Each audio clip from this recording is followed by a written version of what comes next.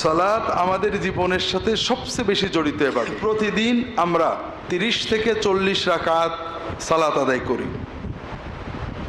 যদি এক এক রাকাতে আমাদের 10টা করে সওয়াব মিস হয়, তাহলে 40 রাকাতে কত সওয়াব গেল? মাসে 12,000, না মাসে 12,000, বছরে তাহলে জীবনে কত লক্ষ কোটি সওয়াব। সওয়াব মানে ডলার। দুনিয়াতে ডলারের যে দাম, আখেরাতে সেখানে কিন্তু টাকা পয়সা, ডলার, সোনা দুনা, দিনার, দিরহাম, দিনার থাকবে না। সেখানের টাকার ইউনিটের নাম হলো সওয়াব।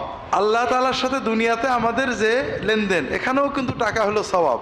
যার সওয়াব যত বেশি হবে তার জীবনে রহমত, বরকত, মাগফিরাত তত বাড়বে।